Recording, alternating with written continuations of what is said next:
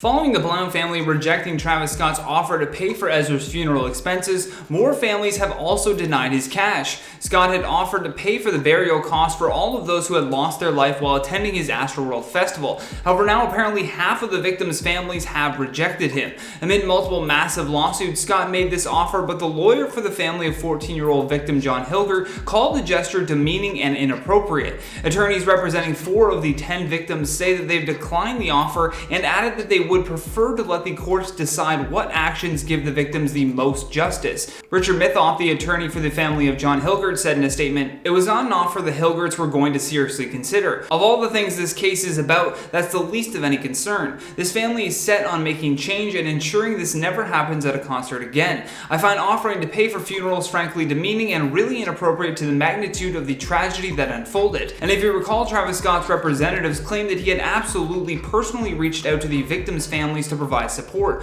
Well, it turns out that that was also false. Philip Corboy, the attorney for the families of 21-year-old friends Jacob Jurenick and Franco Patino, said that he had originally been contacted by Travis Scott's criminal attorney before then getting a follow-up from Scott's new attorney Daniel Petruccelli.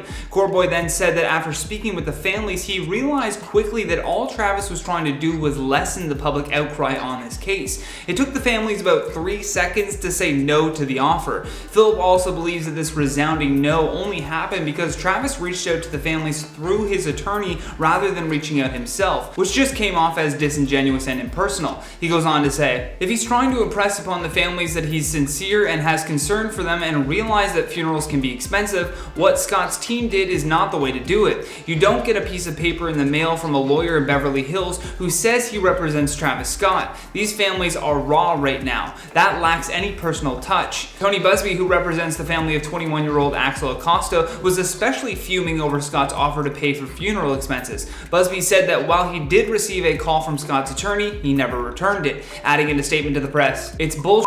If you gave a about these families, you wouldn't have to put out a press release for everyone to see saying he's willing to pay for a funeral." He then says that Scott should have given the families more time to process this loss while also taking responsibility for his actions, adding, "Let the families grieve and shut up, that's it. When something like this happens, there's not a whole lot someone like Travis Scott could do to assuage their pain. He says he feels sorry for them, but he's quick to say it wasn't his fault. He's no different than any defendant pointing fingers to someone else. They don't want funeral expenses from him. Whatever we get from him, we're going to get through the court system." And attorney Michael Lyons, who represents the family of 27-year-old victim Danish Bag, said that the family is in a civil lawsuit right now against Travis and others involved in the event. When speaking with the press, their attorney said, "We received a written offer from Travis Scott's attorney Dan Petruccelli indicating that he would pay $7,500 in funeral burial costs, and my clients are rejecting that. As for their reasoning, the family said that they do not want Travis Scott anywhere near the burial of their son," adding, "You can infer that when a parent has to bury their child, that they're not really interested in people who may have contributed to that being involved," which is a very valid point that Travis Scott needs to be respectful of.